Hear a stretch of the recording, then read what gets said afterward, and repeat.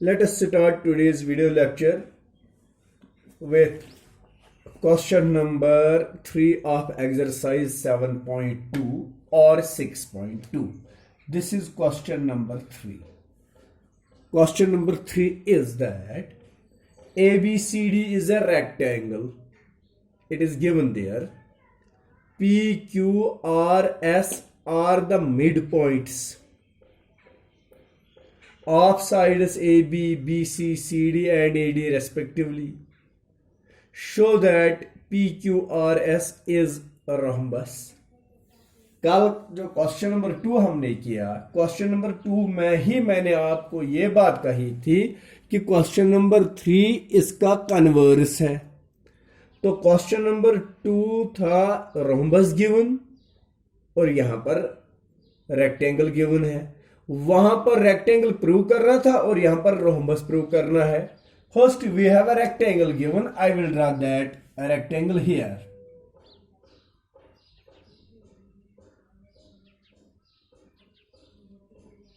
मान लीजिए ये एक रेक्टेंगल दिया है ए बी सी डी।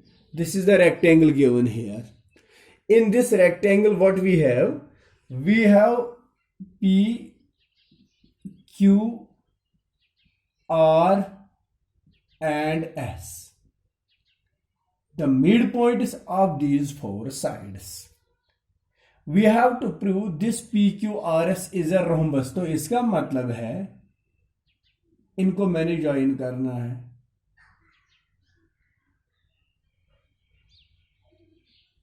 ये रोम्बस है।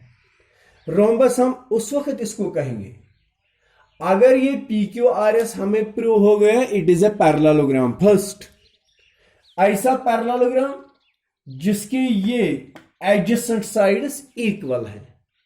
If the adjacent sides will be equal and it will be a parallelogram, so finally it will be a rhombus. आप कहेंगे sir adjacent sides of square are also equal, तो मैं कहता हूं square also is a rhombus, क्योंकि वो मैंने introduction में ही आपको बता दिया था। तो चलिए इसका सॉल्यूशन स्टार्ट करेंगे। We will write the given first. What is given? A, B, C, D is a rectangle. ये एक रेक्टेंगल है। P, Q, R and S are the midpoints of AB, BC, CD and DA respectively. ये हो गए midpoints. What we have to prove? We have to prove here PQRS is a rhombus. तो rhombus बनाने के लिए मुझे इसको prove करना है। पहली बात कि ये पैरेललोग्राम होना चाहिए। तो जब मैं इसको पैरेललोग्राम बनाने के लिए काम करूंगा तो आई विल जॉइन AC। तो इसको हम कंस्ट्रक्शन कहते हैं। कंस्ट्रक्शन में मैंने लिखना है जॉइन AC।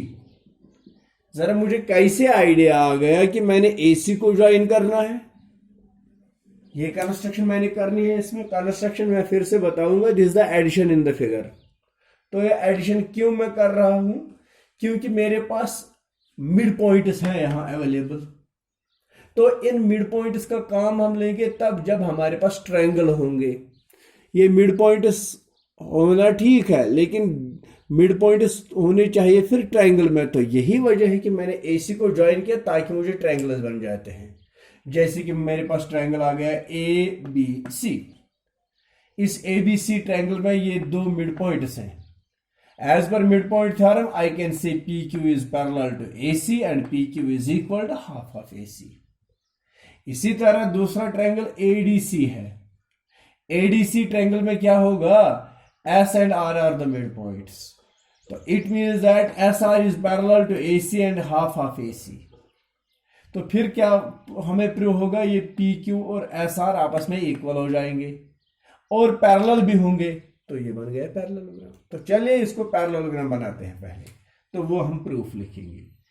प्रूफ का पहला point, in triangle A B C P and Q are the midpoints of AB and BC respectively. Therefore, by midpoint theorem,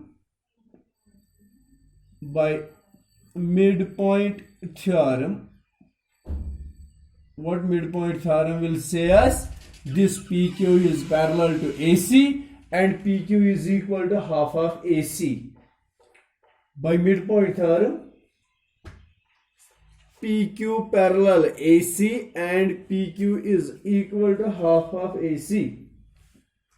PQ parallel AC and PQ is equal to half of AC. Number one.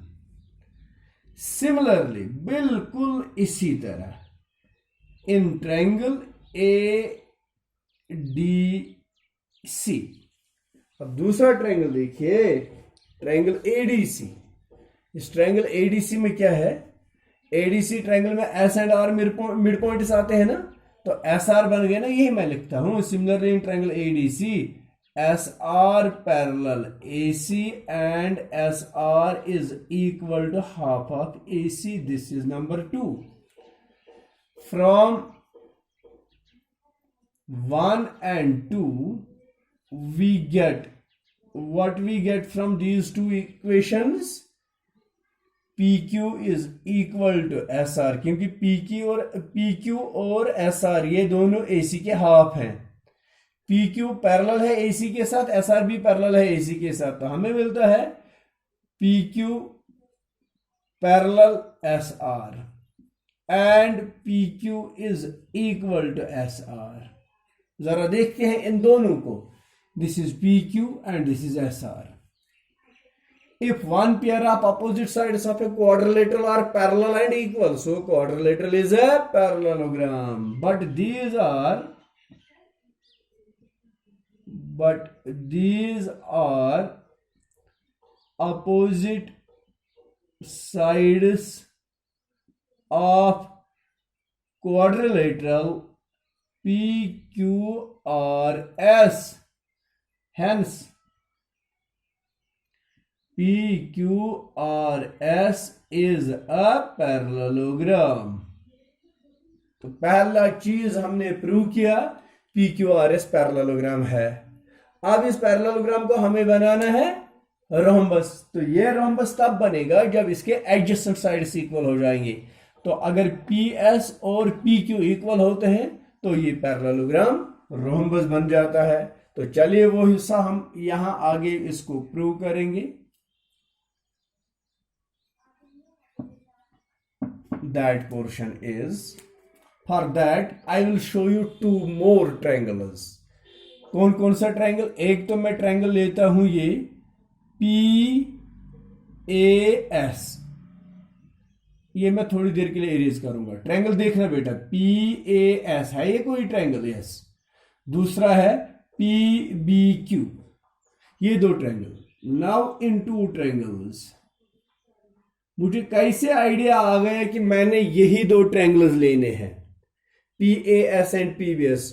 क्योंकि मुझे prove करना है ना PS is equal to PQ।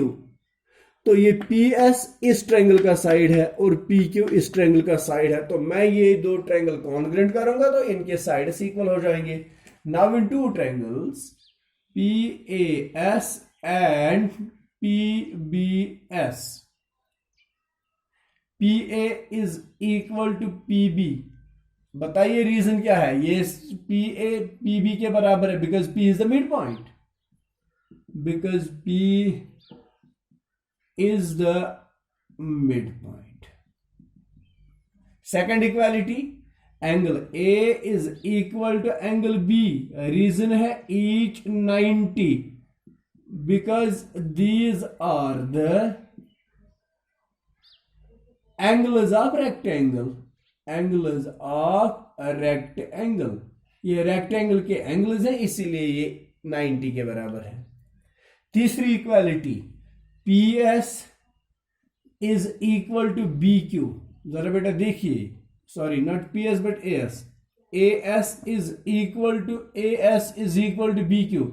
ये देखो A S A D का half है और बी क्यू बी सी का हाफ है, बट ये ए डी और बी सी इक्वल है, these are the opposite sides of rectangle, so they will be equal. तो इसलिए A S is equal to A D का रीजन मैं लिखता हूं halves of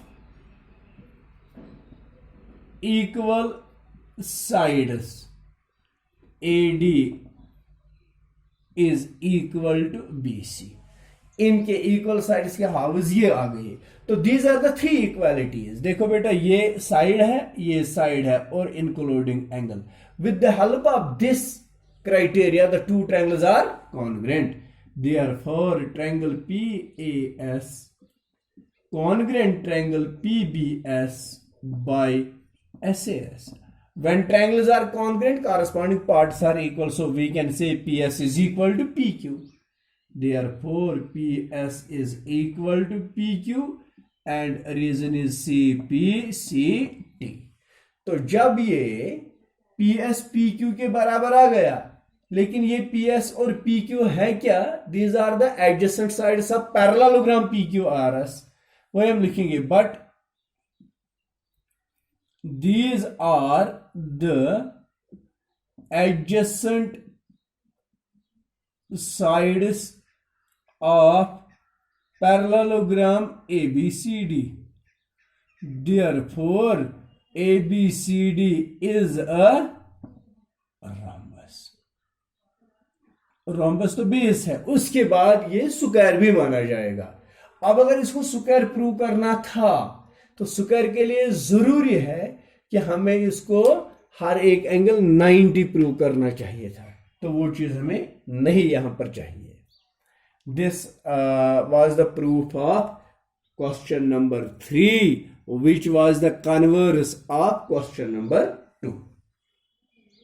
I hope you might have got this question. तो चलिए question number 4 को solve करते हैं।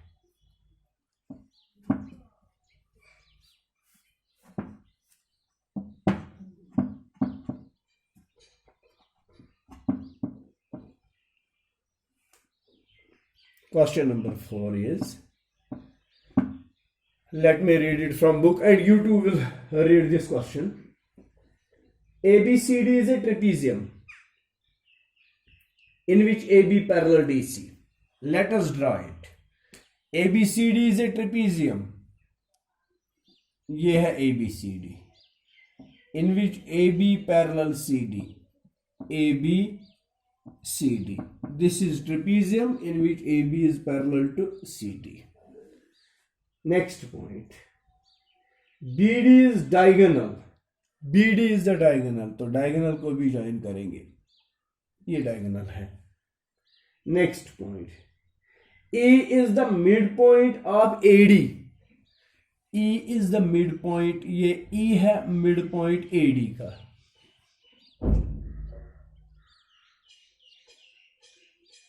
A line is drawn through E parallel to AB. Intersect is BC at F. A line is drawn through E. इससे एक line हम draw करेंगे parallel to AB, AB के साथ जो पैरेलल होगी, इस तरह से लाइन ड्रा करी है मैंने। इंटरसेक्ट्स BC at F, तो इसने BC को F पर इंटरसेक्ट किया। Show that F is the mid point of BC, तो अब हमें दिखाना है F is the mid point of BC। ये जब मैंने E यहां पर पैरेलल ड्रा किया ना AB के साथ, this is not parallel to A, this is not intersecting BC only, it intersects BD as well. Say it intersects BD at G। तो आगे हमें प्रूव करना है F is the mid point of BC। तो इसके लिए मैं यहां पर प्रूफ लिखूंगा। बहुत इजी क्वेश्चन है, बहुत इजी, शॉर्ट प्रूफ। पहली बात मैं लिख रहा हूं, आप जान गए कि इसमें एक मिड पॉइंट है, E is the mid point, एक मिड पॉइंट है। जब किसी ट्रायंगल के एक साइड का मिड पॉइंट दिया होगा और उस मिड पॉइंट से कोई लाइन ड्रा की जाएगी parallel to other side, we have to use the converse of BPT. तो वही हम यूज करेंगे। प्रूफ में मैं लिखता हूं, इन ट्रायंगल एडीबी या एबीडी, एबीडी ये है ट्रायंगल, देख लिया। A is the mid point